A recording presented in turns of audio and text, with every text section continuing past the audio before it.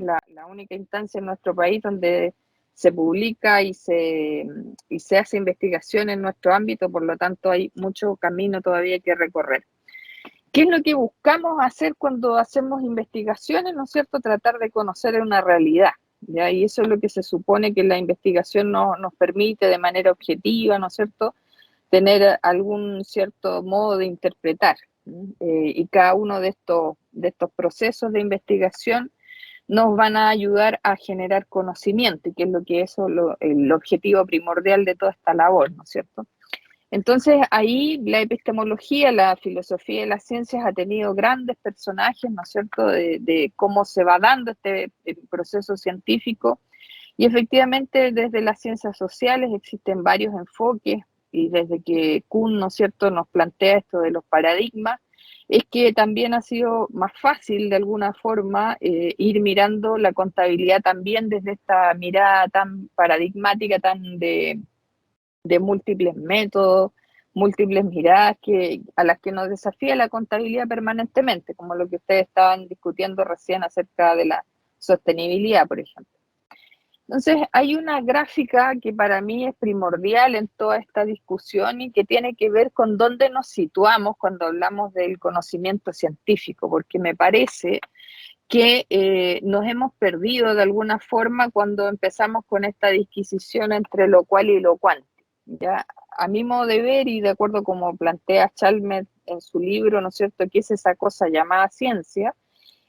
Plantea justamente esto, de que se ha perdido un poco la mirada respecto de dónde nos situamos o qué es lo que estamos haciendo cuando hacemos investigación cualitativa o cuantitativa. Entonces, desde el punto de vista de lo quali, nosotros estamos mirando los hechos o los eventos, ya estamos observando. Y eso se hace desde la inducción, ¿no es cierto? Desde algo particular tratamos de generar algo que sea una ley o una teoría o lo que entendemos por modelos, ¿no es cierto? Estos modelos explicativos de la realidad. Y esos modelos posteriormente tienen que ser validados para que sean y se transformen en una posibilidad de predecir o explicar de manera más fehaciente esa realidad. Y ahí estamos sobre la deducción. Entonces, en ese sentido, las metodologías de investigación lo que nos permiten es que de acuerdo al paradigma donde nos situamos, ya sea de inducción o de deducción, vamos a desarrollar unos tipos de investigación y vamos a adquirir una cierta metodología. En este caso, yo me voy a referir, ¿no es cierto?, a la metodología cualitativa de manera más profunda, pero no puedo no referirme a la cuantitativa, ¿ya?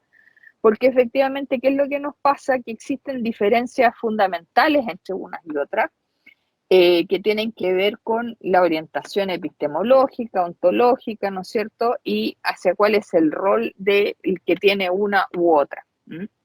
Entonces, por eso que es importante siempre situarse, decir, bueno, estamos en lo quali o en lo cuanti. Ahora, obviamente hay toda una discusión de que la contabilidad solamente debería ser cuanti o que la contabilidad evoluciona en las finanzas y por lo tanto tiene tantos números que siempre va a terminar siendo cuantitativo, ¿no es cierto?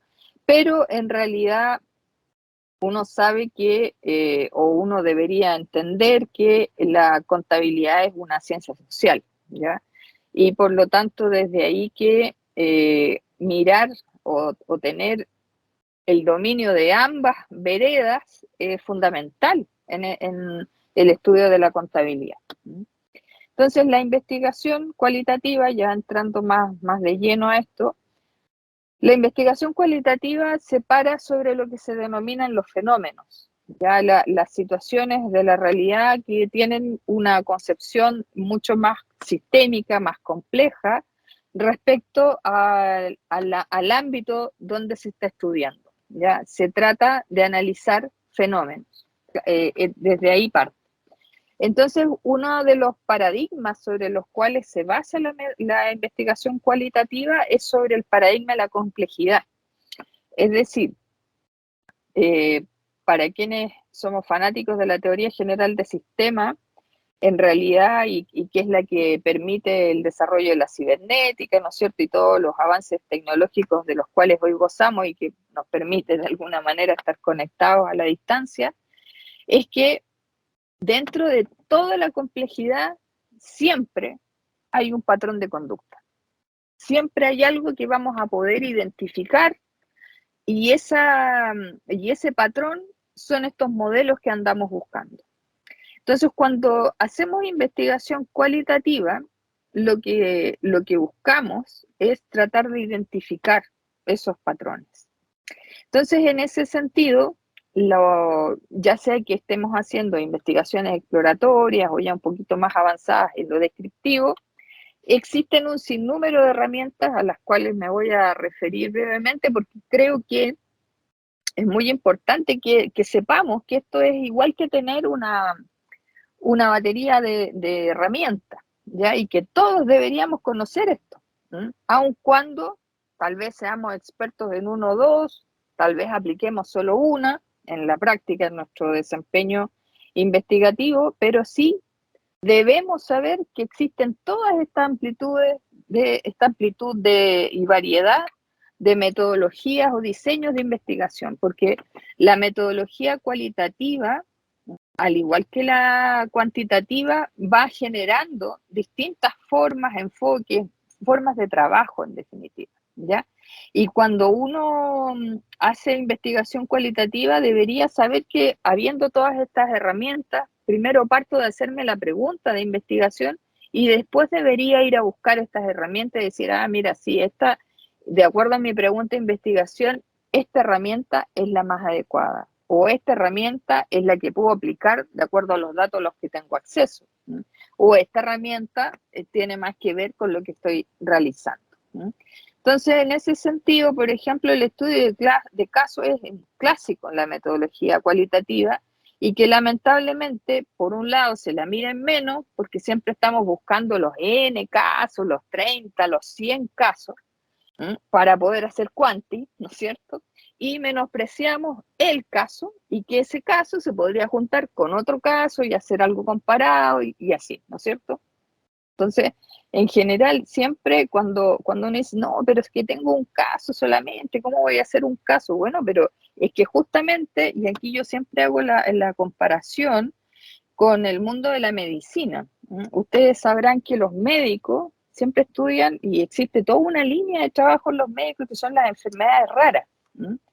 Y justamente nosotros cuando analizamos un caso, estamos frente a una enfermedad rara, a una organización que por algo estamos mirando o por algo estamos haciendo un estudio en profundidad de ese caso, porque ese caso me va a entregar muchísima información, muchísimas preguntas de investigación. Por lo tanto, yo los instaría a darle mucho más valor al caso, porque el caso es la puerta de entrada a un mayor conocimiento, un mayor desarrollo. Entonces, claro, no hay un estándar, no hay recetas en esto de los casos, existe mucha literatura y todo, pero en realidad no está muy formalizado y por lo mismo, de alguna manera, porque se le mira en menos, pero creo que cuando uno quiere hacer investigación, necesariamente tiene que partir por un caso. La etnografía, esto nos pone en otro paradigma, ¿ya? Porque en general cabe señalar también, ¿no es cierto?, que todo lo que tiene que ver con metodología cualitativa viene del mundo de la antropología, de la sociología, ¿no es cierto?, de estas áreas del conocimiento de las ciencias sociales, donde justamente ellos van detrás de estos patrones y estos modelos de análisis, pero con distintas herramientas, y son ellos los que han de alguna manera desarrollado todo este campo, que nosotros lo podemos aprovechar, ¿no es cierto? Entonces, la etnografía, por ejemplo, nos permite analizar en nuestro ámbito lo que serían los sistemas contables, la cultura contable. La etnografía es bien interesante porque nos permite hacer una participación en terreno. Por ejemplo, si quisiéramos saber qué ocurre en una firma cuando hace la operación renta, por ejemplo, actividades donde uno puede trabajar de manera cotidiana, ir observando comportamientos, interacciones, toma de decisiones y muchos otros aspectos. Esto sigue una pauta, tiene una serie de etapas y es muy, muy interesante, pero requiere algo que nosotros, por ejemplo, no estamos acostumbrados, que es interactuar con las personas que participan de la contabilidad o las finanzas, por ejemplo. La historiografía tiene que ver con fenómenos históricos, como su nombre lo señala, ¿no es cierto? Acá nos vamos a documentaciones, archivos, a entrevistas a las personas que vivieron ciertas épocas, ¿ya? En la contabilidad crítica se utiliza muchísimo, ¿ya? Porque hay procesos evolutivos, la contabilidad es muy, muy antigua, ustedes saben, y nosotros poco o nada hacemos respecto a ese ámbito. Miramos la historia como lo que pasó solamente, pero no se aprovecha. También ahí hay un ámbito que tiene que ver con la investigación cualitativa y que se pudiese aprovechar más. El método Delphi es una entrevista en profundidad, pero expertos. Cuando uno quiere saber más acerca de un fenómeno y quiere tener la perspectiva de los expertos, acá el tema es, claro, ¿quiénes son expertos? ¿Cómo me contacto con esos expertos? Pero hoy día la tecnología y estas herramientas, Zoom, Meet, o el Teams, ¿no es cierto?, nos permite tener acceso mucho más fácilmente a personas incluso en otros países. Entonces, es una actividad que es bien interesante de desarrollar, sobre todo cuando uno quiere tener una mirada más prospectiva, ¿no es cierto?, más de futuro, de lo que una actividad, por ejemplo, ahora que estamos en esto de la sostenibilidad, hacer un estudio Delphi de qué o hacia dónde parece que nos está llevando todo esto, sería bastante interesante. La entrevista en profundidad en general, como les decía, es como la herramienta, ¿no es cierto? La clásica dentro de lo que es los estudios cualitativos, porque efectivamente nos permite ir sacando mucha más información de lo que esperamos, ¿ya? O sea, eh, a veces pensamos que vamos con una pregunta y vamos a tener una cierta respuesta, pero sobre todo cuando las personas a las que entrevistamos son buenas para hablar, ¿ya? Y nos van dando más datos, eh, puede que incluso nos cuestionen la misma pregunta de investigación, ¿no es cierto? Y ahí es donde uno se va dando cuenta que esto, el de la investigación cualitativa en general, es bidireccional. Y ese es uno de los aspectos que les voy a relatar más adelante. La investigación documental, ¿no es cierto?, es la forma también en la cual se hace investigación cualitativa, porque nos permite analizar información, ¿no es cierto? Lo que se ha escrito, las leyes, las normas, todas estas posturas que pudiesen existir respecto del fenómeno o la pregunta de investigación que uno tenga. Entonces, acá me quisiera detener un poco en que uno de los problemas principales que tiene la investigación cualitativa y que por qué, al igual que los casos, también se le miden menos, es que como estamos los investigadores involucrados y hay un cierto nivel de interpretación, ¿no es cierto? Porque somos seres humanos, ¿no es cierto? En la mente nos pasan muchas cosas cuando interactuamos con otros y algunas veces en realidad no sabemos si se nos ocurrió a nosotros o nos lo dijeron o lo leímos. Entonces ahí es donde la investigación cualitativa pierde esto que se llama la objetividad. Ahora, en lo personal yo les voy a ser bien honesta, creo que la objetividad no existe, ¿ya? Ni siquiera en lo cuantitativo, porque cuando nosotros hacemos con muchos datos, empezamos a sacar los datos al límite, los que no nos sirven, las entrevistas incompletas. Entonces, en definitiva, esto de la objetividad en la investigación realmente tiene más que ver con la ética, porque a veces uno con tal de publicar o que los datos que tengo que tener son tal cantidad, por lo tanto tengo que recogerlos todos y usarlos como sea. Hay situaciones en las cuales a uno le ponen en el límite, ¿no es cierto? Donde uno dice, bueno, ¿hasta dónde sigo con esto? O voy realmente a lo que me está entregando.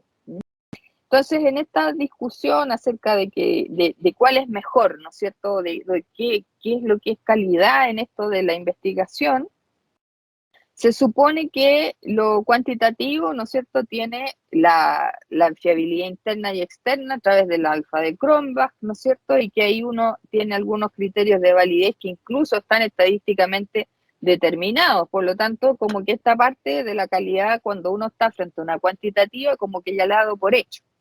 En cambio, en lo cualitativo tiene que pasar por una serie de filtros y que a través de la historia distintos autores han ido analizando y que es la tabla que les estoy mostrando acá. Pero aún así, lo que se busca con esto, ¿no es cierto?, es que seamos capaces de identificar ciertos criterios de calidad. Entonces, la validez interna habla de la verificación de los datos que reflejen correctamente la realidad exterior, ¿ya? Entonces, tenemos que hacer estas entrevistas o recoger estos datos, siempre mirando que estemos dando cuenta del fenómeno que estamos analizando y que los datos correspondan a este, ¿no es cierto? Eso es lo que tratamos con la validez interna. Hay que generar ciertos parámetros estadísticos también, ¿no es cierto? No podemos llegar y definir una muestra o entrevistados de manera casuística o solamente bajo el criterio de que, bueno, son las entrevistas que me conseguí o las que me dieron acceso, no es lo que pude hacer, sino que realmente correspondan a una población, ¿no es cierto?, que esté claramente definida. Y así, la confiabilidad, la objetividad. Entonces, para hablar un poco más de esto, de la calidad, porque me parece que es un aspecto que tenemos que siempre tener presente, ¿no es cierto? Porque justamente como estas investigaciones están en tela de juicio de alguna forma, aun cuando en Latinoamérica sí hacemos mucho de esto, creo que es importante que nuestros trabajos, cuando los redactamos, cuando entregamos los resultados, demos cuenta de que hemos dado cumplimiento a estos criterios de calidad. Entonces, tenemos que tener una pauta del trabajo de campo que hemos realizado, lo que se denomina en el tema de los comités de ética en las investigaciones, el consentimiento informado, ¿no es cierto? Porque el otro, o sea, el entrevistado, también tiene que saber de qué manera se van a utilizar los datos, cuáles son las características de ese otro, si ese otro realmente existe, ¿no es cierto? O sea, hay mucho que hacer. Entonces, las universidades en general hoy en día tienen un estándar, ¿no es cierto?, de consentimiento informado que nos permite estructurar este compromiso con el trabajo de campo. Hay que tener datos de calidad, abundantes, de manera de que podamos ir haciendo análisis, las respuestas muy breves, por ejemplo, personas que son malas para hablar cuando son entrevistas, realmente se transforman en un problema y nos hacen tener que buscar nuevos entrevistados, por ejemplo. La triangulación es una forma de validar datos desde otras perspectivas. Es importante aquí también que los entrevistados, una vez que uno hace estas entrevistas, validen la transcripción. A veces es bueno, incluso complementa. También puede ser que los expertos o personas ajenas a la investigación también puedan mirar estos resultados y ver estas entrevistas. Otro criterio, el de la transferibilidad, ¿no es cierto? Nos dice, bueno, ¿hasta qué punto yo puedo llegar a generalizar? O sea, en lo cualitativo no se puede generalizar, ¿ya? O sea, en general dejamos planteado un modelo, dejamos identificado variables, elementos que puedan servir para futuras investigaciones o que son o que dan cuenta de elementos que antes no habían sido considerados. Pero realmente es muy difícil o casi imposible, o no corresponde más bien por lo que les señalaba al principio. O sea, acá se plantean modelos, desde aquí se dicen ciertas cosas que no se dicen desde la mirada cuantitativa, pero no se puede generalizar. Son trabajos donde posteriormente, cuando vemos la otra fase de la deductiva, vamos a poder llegar a generalizar. Entonces, como les digo, depende aquí del método, la forma de hacer esa transferibilidad, pero en general acá no se puede generalizar. Entonces, pero tenemos que dar cuenta de que de que hay un universo bajo análisis, que es lo que estamos tratando de observar a través de las herramientas que hemos escogido. La seguridad acá es bastante difícil de conseguir desde lo cualitativo, ¿ya? Pero de alguna manera tenemos que dar cuenta de eso, o sea, no es una persona que se entrevista un día y al otro día comienza el COVID, esa persona cambió, ¿ya? O sea, a ella misma le pueden haber pasado cosas que hacen que su mirada sobre ciertos temas no vaya a ser el mismo. Ahora, claro, en el ámbito profesional nuestro eso tal vez podría ser menos agresivo, ¿no es cierto? Que de un día para otro una persona cambie de opinión o de actitud, pero en general eso hay que tenerlo en cuenta, ¿no es cierto? Hay que respetar una pauta de trabajo, hay que definir una pauta de escritura, del registro de los datos, de la misma transcripción, de manera de que uno pudiese diferenciar entre los testimonios o lo que se captura dentro de las entrevistas y la interpretación del investigador o investigadora, ¿ya? Porque eso acá, como hay interpretación de manera obvia, ¿no es cierto?, por el propio proceso de desarrollo cognitivo del ser humano, hay que ser capaces de mirar y tener los datos de manera objetiva, independiente, de manera externa. Por eso que hoy en día las grabaciones, ¿no es cierto?, las mismas entrevistas por Zoom pueden quedar grabadas, entonces nos da la posibilidad de conservar esos datos de manera intacta y no caer en esto de las interpretaciones. Y al final, el último criterio de calidad tiene que ver con que si efectivamente los resultados que obtenemos tienen algún sentido de realidad, ¿ya? O sea, que no nos hayamos ido a un lado donde hayamos interpretado mucho y realmente estemos dando una opinión y no lo que realmente surgió de la observación cualitativa, ¿ya? Entonces, aquí ahora quisiera señalarles lo que tiene relación con estos diseños, ¿ya? La investigación cualitativa tiene más que ver con este modelo, que es un modelo interactivo que se denomina, porque uno parte de preguntas de investigación, uno plantea unos ciertos métodos, puede escoger cualquiera de los que ya les mencioné, ¿no es cierto? Pero siempre tiene que estar yendo y viniendo respecto de estos 4 aspectos, ¿ya? No es tan lineal como lo es la cuantitativa, ¿ya? La cuantitativa, uno tiene una pregunta de investigación, plantea desde esa pregunta una hipótesis, la hipótesis tiene unas formas estadísticas de validación respecto a los datos con los que uno cuenta y se saca si se acepta o se rechaza la hipótesis, ¿no es cierto? Por eso les hablo de que es lineal. En cambio, en lo cualitativo existe un conjunto de elementos con los cuales uno va a interactuar de manera permanente, ¿ya? Y simultánea. Trabajar algo cualitativo es mucho más dinámico, ¿sí? Es mucho más de ir y volver, ¿sí? ¿Por qué? Porque en la investigación misma, aun cuando uno parta de una pregunta de investigación central, ¿no es cierto? Cuando uno se acerca a los datos, es decir, a las personas que nos van a proveer de estos datos en las entrevistas, puede que me dé cuenta que mi trabajo estuvo mal formulado, no es tan interesante o surjan otros temas.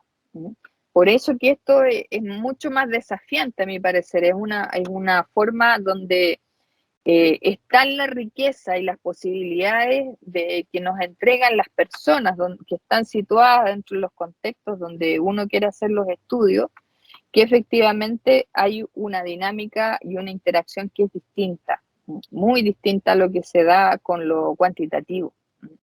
Entonces ahí el diseño, la metodología, el método que utiliza es la que hace que esto tenga que ser un diseño mucho más flexible, ¿ya?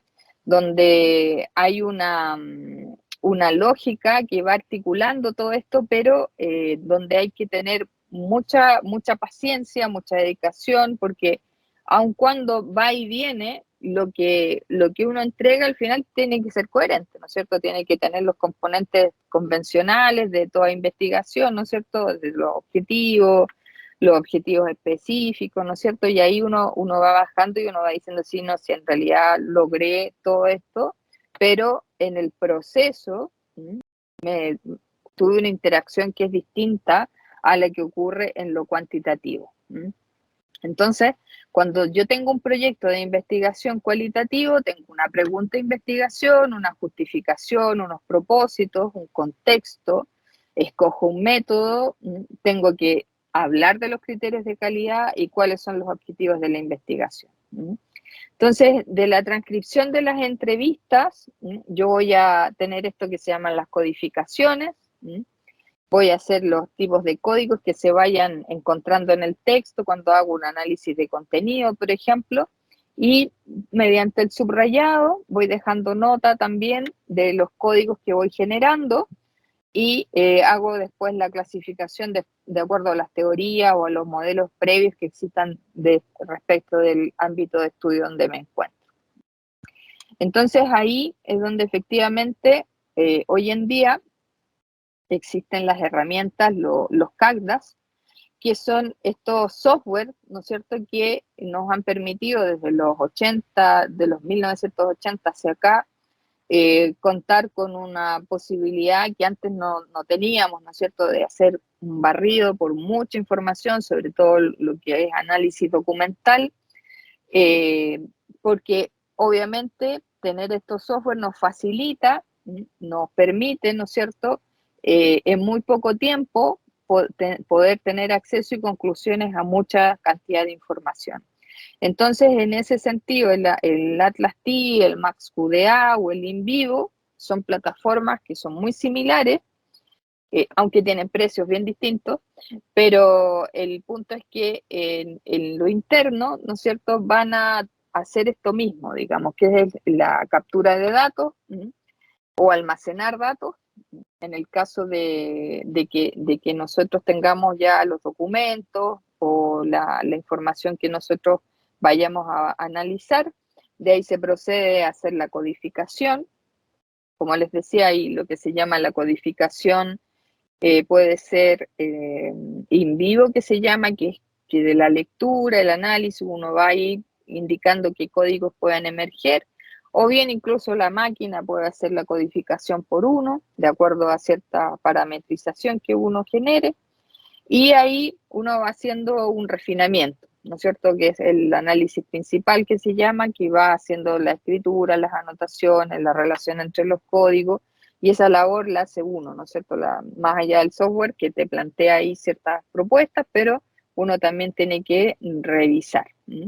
Entonces ahí los conceptos clave, las definiciones y las relaciones entre lo que va saliendo, en definitiva nos va a permitir contar con un modelo, porque toda esa cantidad de información que uno procesa, por decir así, y que transforma desde cientos de palabras a conceptos que son los que conocemos y que son de dominio del ámbito donde nosotros nos desempeñamos, ¿verdad? Entonces ahí más o menos ese es el proceso de un estudio cualitativo donde podemos tomar esta captura de datos cumpliendo los criterios de calidad que antes les mencioné, ¿no es cierto? Y ahora hacemos la parte de la codificación, que es principalmente la que nos permite llegar a establecer algún modelo. Entonces, para ir finalizando, entonces, bueno, el lenguaje este tiene una cierta forma de comunicar los resultados, ¿no es cierto?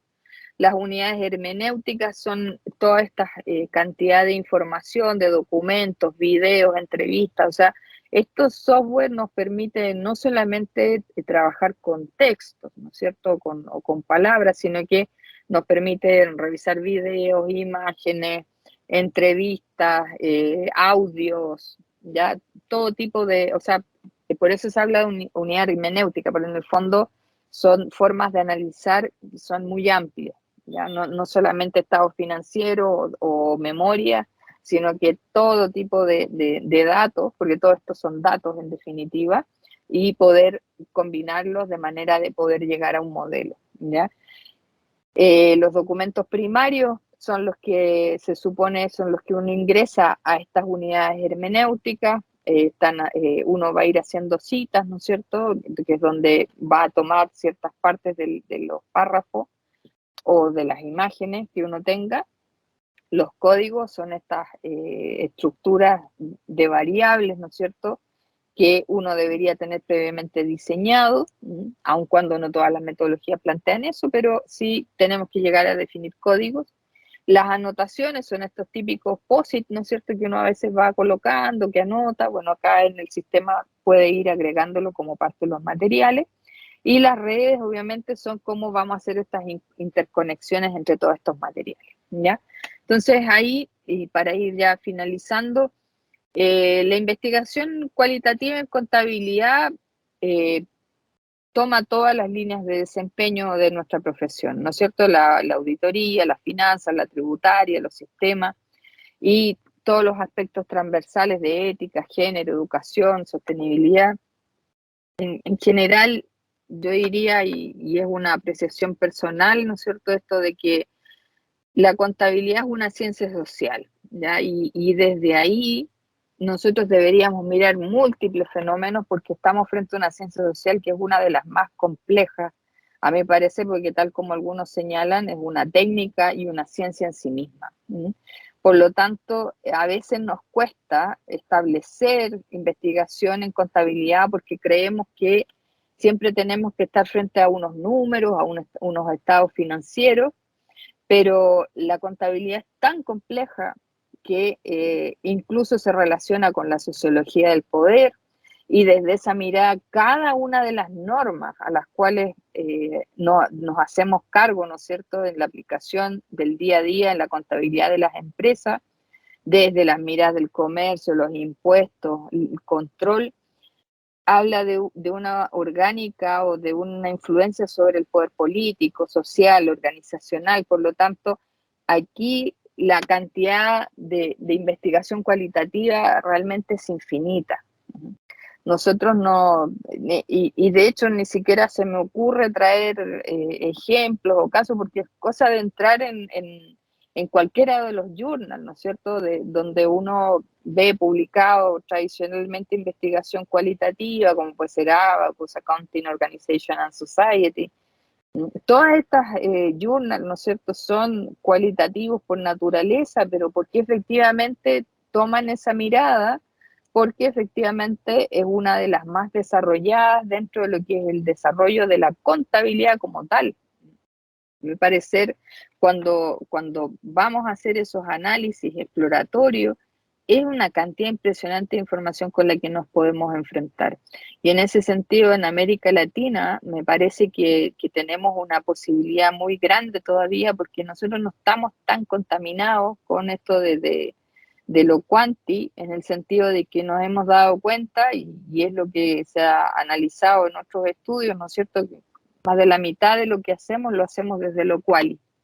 El tema es que, claro, a veces no somos tan rigurosos en los criterios de calidad, a veces parece que nuestras opiniones fueran eso, fueran opiniones y no metodología aplicada, y en eso es donde tal vez nosotros tenemos mucho más que hacer, digamos, en dar cierta rigurosidad a la aplicación de las metodologías, pero de que tiene un potencial enorme y que donde efectivamente está la posibilidad de mayor desarrollo, estoy cierta que es así, porque muchas veces en lo cuantitativo uno se frena, ¿no es cierto? Uno dice, es que no tengo los datos, es que no hay tantos datos, es que no existen bases gratuitas, y uno ahí peleando por entrar a estas bases pagadas, cuando en realidad uno desde la perspectiva de la contabilidad pudiese ser que puede desarrollar muchísimo más desde lo cualitativo.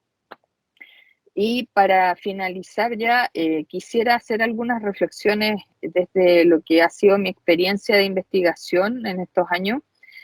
En general, uno se encuentra a través de las entrevistas con lo que se denominan los fenómenos emergentes. Es decir, en la entrevista nos entrega mucha más información de la que nosotros fuimos a buscar. Y es porque hay situaciones que se cruzan, ¿no es cierto?, que hace que uno esté mirando desde el ámbito de desempeño profesional, donde uno tiene cierta expertise, se siente atraído, pero en realidad los fenómenos son complejos y uno tiene que ser capaz de mirar el fenómeno que está buscando de manera específica. ¿Ya? Y eso es lo que es difícil en esto. Uno tiene que tener una línea de investigación y seguirla. ¿Ya? Y en ese sentido creo que la forma de hacerlo es planificar qué busco obtener, no solamente diseñar investigación cualitativa, sino que también hacer una ruta, porque la investigación cualitativa siempre nos va a iluminar o nos va a abrir una beta, igual que los mineros, ¿no es cierto? Esto es, uno puede encontrar betas, y por eso se habla de minería de datos, ¿no es cierto?, en lo cuanti. Hablan de minería de datos por eso, porque en el fondo están ahí picando la piedra y de repente sale oro, ¿ya? Aquí pasa lo mismo. ¿Mm? Lo que pasa es que, claro, estamos viendo que es que el caso es que es muy poco, ¿cómo voy a tener un caso? Bueno, ese caso es la mina, ¿Mm? En la medida que uno pica como corresponde. ¿Mm? Entonces, si uno va dividiendo el trabajo en pasos y esos pasos son metódicos, ¿Mm? Pueden tener una beta importante. ¿Mm? Lo otro es que aquí hay que mirar esto de manera interdisciplinaria, porque uno a veces tiene una concepción desde lo que está buscando, muy disciplinar, y ¿qué pasa? Que hay otros ámbitos del conocimiento que también están en el ámbito de las ciencias sociales, con los cuales uno debería interactuar mucho más. Los antropólogos, los sociólogos, los economistas, la gente que realmente está en esto de la contabilidad, se queda muy en el libro, muy en la norma, cuando en realidad son fenómenos también en sí mismos. Entonces, lo otro que les quería comentar es que aquí deberíamos ir de lo quali a lo quanti, pero no mezclar. He escuchado mucho esto de la multi-investigación, de los multi-estudios y de los híbridos, y bueno, un montón de títulos que uno le da. Y en realidad, y que por eso que soy muy insistente con la gráfica que les mostré al principio, porque lo quali tiene un rol y lo quanti tiene otro rol. Entonces, cuando estamos haciendo estas mezclas, realmente, o como que no estamos dando cuenta de ni lo uno ni lo otro, ¿sí? Salvo que estemos haciendo lo quali y después lo quanti, ¿ya? Y que ahí, bueno, los que estudian doctorado sabemos que pasa eso, digamos, pero de alguna manera uno se tiene que casar, porque cuando uno quiere publicar, va a tener que decir que lo que hizo es quali o quanti, ¿sí? Porque si no, no se lo van a poder evaluar, ¿sí? Entonces, cuando existen estos temas de la metodología de investigación, yo soy de la idea de que uno debería conocer todo, porque efectivamente cuando uno maneja todas las metodologías de investigación, todos estos diseños metodológicos, uno hace mezclas, uno empieza a mirar, mira, efectivamente esta investigación la voy a hacer con esto, y lo empiezo y lo termino con este enfoque quali o quanti, pero ya después puedo ir a hacer lo otro. Pero no hacer la mezcla en una misma investigación, a eso me refiero. Y por último, bueno, la barrera del idioma y la interdisciplina de lo local a lo global es lo que nos lleva a la frontera del conocimiento, ¿ya? Lamentablemente, claro, mucho de lo que se hace en idioma inglés, ¿no es cierto? Pero cuando uno traspasa esa barrera y busca formas de conocer la frontera del conocimiento, se da cuenta que uno no está tan lejos. Y eso es algo que quisiera instar sobre todo a las personas que están partiendo con esto de la investigación, que de alguna forma, aun cuando vienen de otros contextos, uno también tiene la posibilidad de hablar del propio, hablar de lo local y transformarlo en algo global. Así que eso les quería compartir esta mañana. Muchísimas gracias nuevamente por la invitación y quedo disponible para las preguntas. Muchas gracias.